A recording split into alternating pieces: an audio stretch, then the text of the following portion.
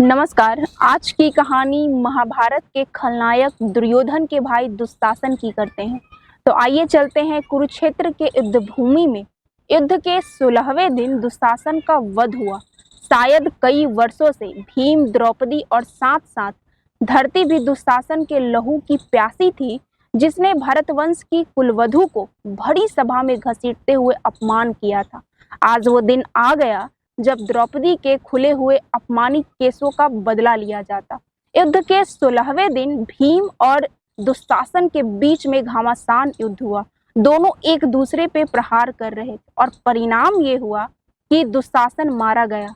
भीम ने दुशासन का छाती फाड़ दिया और उसका लहू पी लिया और अंजुड़ी भर लहू भीम द्रौपदी के पास ले गया ताकि द्रौपदी अपने अपमानित बाल धुल सके। इधर धृतराष्ट्र गुस्से से लाल पीला हो रहे थे कि मैं कभी भी भीम को क्षमा नहीं करूंगा।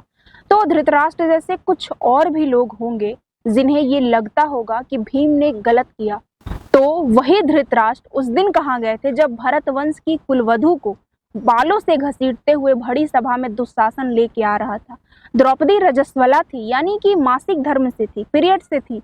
उसने मना किया कि मुझे ऐसे लेके नहीं चलो, मैं भरतवंश की मर्यादा हूँ, मैं आधे वस्त्र में हूँ। लेकिन दुशासन नहीं सुना और द्रौपदी को घसीटते हुए सभा में लेके आया। वही सभा में धृतराष्ट्र भी बैठे थे, लेकिन वो कुछ नहीं बोले। उन्हें लज्जा तक नहीं आई कि जिसका अपमान किया जा रहा है वो कुरुवंश की बहू है। धृतराष्ट्र चाहते तो दुशासन को रोक सकते थे, लेकिन वो कुछ नहीं बोले। पुत्र मोह में चुपचाप बैठे रहे और बहाना ये कि पांडव इन्हें तो हारे हैं। तो आपका दायित्व क्या बनता है कि आपके सामने किसी नारी का अपमान किया जा रहा है, किसी को निर्वस्त्र किया जा रहा है और आप कुछ नहीं बोलेंगे। धृतराष्ट्र राजा थे, पूरा किंगडम उनके कंट्रोल में था। वो चाहते तो दुशासन को रोक सकते थे, पर कुछ नहीं बोले, चुपचाप वो दृश्य को देखते रहे। और उसी वक्त भीम ने प्रतिज्ञा लिया कि जब तक मैं दुशासन के छाती का लहू नहीं पीऊंगा तब तक मैं अपने पूर्वजों को अपना चेहरा नहीं दिखाऊंगा। और कुछ वर्षों के बाद वो समय आया जब भीम ने अपनी प्रतिज्ञा को पूरा किया और द्रौपदी ने अपने अपमानित केसों को दुशासन के लहू से धोई।